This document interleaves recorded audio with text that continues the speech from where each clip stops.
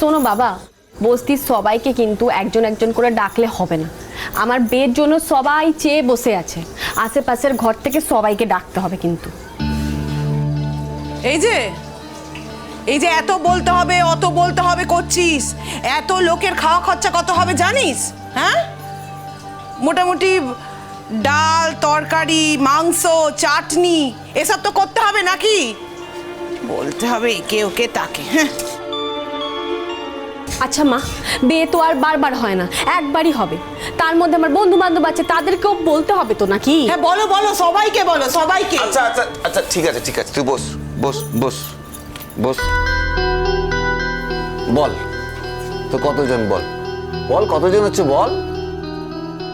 ও ফুলজির মা, এই দেখো হিসাবটা করছি, দেখো বলছি যে আমাদের বস্তিতে আমি ওই ধরো জনা 50 ধরেছি, বুঝলে তো। আর সব মিলিয়ে ধরো ওই 100-150 জনের মধ্যে কিন্তু ছাড়তে হবে, বুঝলে।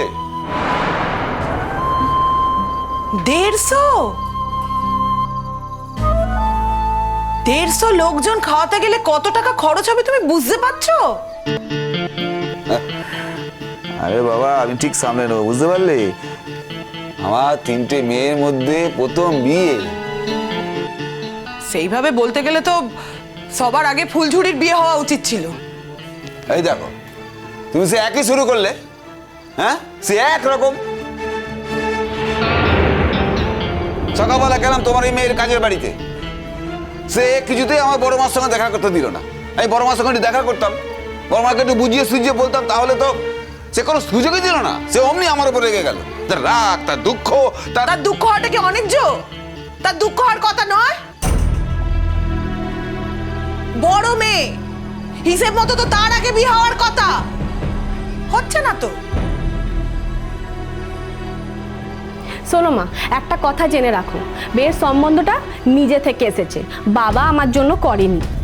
ওদের আমাকে পছন্দ হয়েছে তাই জন্য। দিদির যদি রূপ থাকতো তাহলে দিদিকেও পছন্দ করতো, দিদিরও বিয়ে হতো। না বলছি, সবারই কি দেখে শুনে পছন্দ করে বিয়ে হয় নাকি? কারো কারো তো সম্বন্ধ করেও বিয়ে হয়। আমরা কোনোদিন দিদির জন্য সম্বন্ধ দেখেছি? কোনোদিন দেখেছি আমরা? কাউকে কোনোদিন সম্বন্ধের জন্য বলেছি? বলিনি তো। ঠিক কথা বলেছে ছোট, একদম ঠিক কথা বলেছে। সত্যি তো আমরা কিছু বলিনি। আমরা তো জানি ফুলঝুরি এই সংসারটা টানছে। ফুলঝুরি যদি চলে যায় তাহলে দুবেলা দুমুঠো আমাদের ভাতও জুটবে না, সেই জন্যই বলিনি। আর সেই জন্যই তোর বাবা গা ছাড়া দিয়ে রয়েছে। আরে বাবা, একটা একটা করে মেয়ে পার করবো তো নাকি? আরে বলছি যে এই তো মেজো মেয়ের বেটা হয়ে গেলেই আমি বড় মেয়ের জন্য সম্বন্ধ দেখবো। সেটা তো আমি ওই তোমার ফুলঝুরিকে বলে এসেছি। সত্যি কথা বলো তো, একটা সত্যি কথা বলো। এরপরেও পেরানি ধরে তুমি ফুলঝুরির জন্য ছেলে দেখতে পারবে? ফুলঝুরি যদি চলে যায় আমাদের এই কজনের পেট চলবে কি করে? হ্যাঁ, তোমার তো কাজকর্মের কোনো ঠিক ঠিকানা নেই। আচ্ছা, সেই জন্য কি আমি ফুলঝুরিকে আটকে রাখবো নাকি? তাই তো রেখেছো তো, তাই সত্যি কথাটা স্বীকার করে নাও না। এই হচ্ছে মহাদোষ, মহাদোষ। একটা কাজের আলোচনা করতে বসেছি, শুরু হয়ে গেল। আমি জানি এখন এইসবই হবে। এরপর দিদি আসবে, তখন একচোট হবে, আর মা তো সারাদিনই চালিয়ে যায়। আমি বুঝতে পারছি না আমার বিয়ে ঠিক হয়েছে বলে এত অনিজ্য কাজ কি হয়েছে। শোনো বাবা তুমি বিয়ে বাদ দিয়ে দাও, ঠিক আছে? তুমি ওদেরকে বলো তুমি মেজো মেয়ের বিয়ে দেবে না, আর নয়তো তুমি তোমার বড় মেয়ের কথা বলো, যদি ওদের পছন্দ হয় ওর বিয়ে হবে। এই শোন মেজদি, তুই না বহুত মেহেরত দেখাচ্ছিস তুই। ঠিকই তো বলেছে মা, সত্যি তো বলেছে। কি ভুল বলেছে বল দেখি? সত্যি তো, দিদির তো খারাপ লাগবে না খারাপ? সেই সকালবেলা কাজের বাড়ি যায়, রাত করে বাড়ি ফেরে, এখনো কত রাত হয়ে গেছে এখনো বাড়ি ফেরেনি। সেখানে দিন রাত কত খাটতে হয় তুই জানিস? এই শোন, দিন রাত কি খাটে রে? ওই তো গাড়ি করে ঘুরে বেড়ায় গঙ্গার ধার এদিক সেদিক। আমরা কোনোদিনও গাড়িতে চড়েছি? আর সেদিন দিদি কি বলছিল, ওরা তো দিদিকে নাকি খুব ভালোবাসে। আর কি চাই? হ্যাঁ, বিয়ের দিন কি চলে যাচ্ছে নাকি? বিয়ের জন্য তো কষ্ট পাওয়ার কি আছে? আর যখনই আমার বিয়ের কথা হবে তখনই দিদির কেন বিয়ে হচ্ছে না, ভালো লাগে না এসব আলোচনা বাবা। আচ্ছা তুই বস বস বস বস। এইটাই হচ্ছে মহাদোষ এই বাড়িতে। এই বাড়ির মহাদোষ হচ্ছে এটাই। ও ফুলঝুরি মা, আমার কথাবার্তা কি তুমি শুনবে নাকি? হাতে তো 7 দিন সময় নেই আমার, 7 দিনের মধ্যে তো বিটা দিতে হবে। আচ্ছা বলো, 150 জন খাওয়াবে আর কি। আর ওই বলছি যে খাট তো দিতে পারবো না, ওই বিছানাটা কিন্তু দিতে হবে। সে কি গো বাবা, আমার জন্য একটা খাটও জুটবে না? এই শোন, এত অবুঝোস না, এত অবুঝোস না, বুঝলি? আমাদের বাড়ির অবস্থা কিন্তু সেরকম নয়। আরে বাবা, আমাকে তো ওদের কাছে কথা শুনতে হবে। এই যে জামা কাপড়গুলো কোথায় রাখবো বলো তো? আলমারিও তো জুটবে না। আর কি চাই তোর? আরে, আলমারি, খাট, এই আরে, চাই, আরে, আরে। আর কত? আচ্ছা আচ্ছা ঠিক আছে, তুমি যাও যাও। এই চাই, ওই চাই, সেই চাই, সব চাই। আচ্ছা ঠিক, এদের সব চাই। দেখবে না ট্যাকের কত জোর আছে। বস। হ্যাঁ, বলছি কি, তুই আমাকে একটু সময় দে, আমি আস্তে আস্তে করে সব তোকে গুছিয়ে দেবো, একটু একটু করে সব দিয়ে আসবো। হ্যাঁ, ছাই দেবে তুমি, কিস্তু দেবে না, আমি জানি। ওই বাবা তো সব দিদির উপরই ভরসা করছে। তো দিদি আর কত টাকা দেবে আমাকে একটু বলবি? দিদির কাজের বাড়ি থেকে দিদিকে অতগুলো টাকা দেবে? তোর বড় ওই কি সব মোটর সাইকেল না কি ওসব না চাইলে একটা ঠিক ব্যবস্থা করা যেত। জানি জানি, আমার কপালটাই ফক্কা আছে। আরে না না, শোন না, আমি তো গিয়েছিলাম ওদের বাড়িতে, সব দেখে এসছি রে।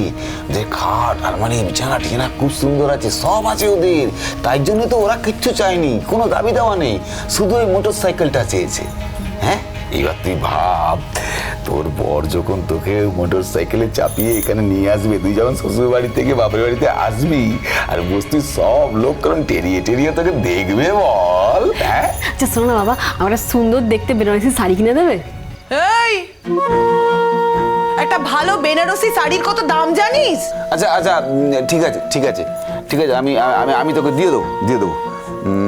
আচ্ছা তাহলে কি দাঁড়ালো? তাহলে হচ্ছে শাশুড়ির শাড়ি, আচ্ছা বরের পোশাক, আর হচ্ছে তোর খাওয়া দাওয়া খরচ, ঠিক আছে? তাহলে মোটামুটি হয়ে গেল। আর মোটর সাইকেল আর ওই সোনার হাটটার পয়সা যদি ফুলঝুরি দিয়ে দেয়, ব্যাস তোর বিয়েটা একদম নির্বিঘ্নে হয়ে যাবে। হ্যাঁ, তোর? আমার মনে হয় আমার বেটাই হবে না। কেন কেন কেন এসব কথা বলছিস না? কি হচ্ছে কি? আরে আমি তো নিজে গিয়ে দেখে এলাম, অত ভালো সম্বন্ধ, বিয়েটা হবে না কেন? ফুলঝুরি যদি অতগুলো টাকা জোগাড় করতে না পারে, হ্যাঁ, ও টাকাগুলো পাবে তবে তো সেই টাকা তোমায় দেবে। ও ফুলঝুরি মা, শোনো শোনো শোনো, আমি একটা গোপন খবর পেয়েছি গো। হ্যাঁ, ওই যে ফুলঝুরি যেটা বলে না, যে টাকাটা মাইনে পায় তার থেকে অনেক বেশি টাকা মাইনে পায়। তোমায় কে বললো?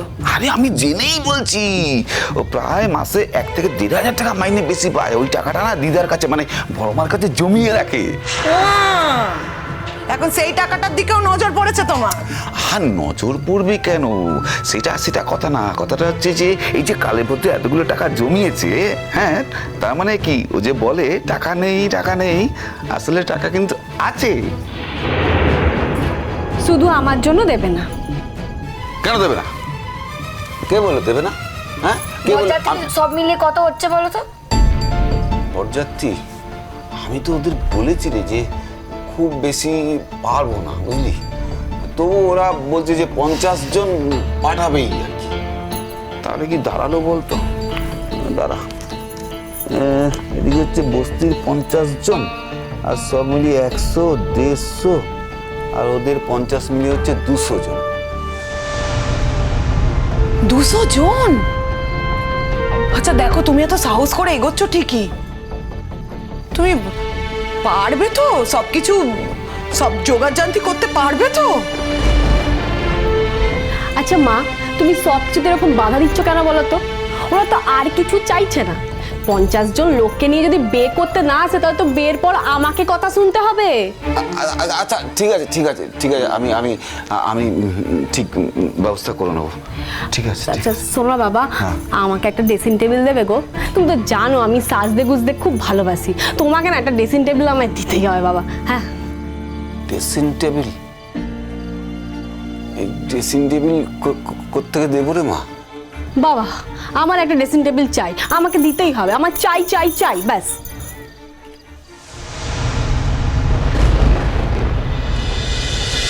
কোনো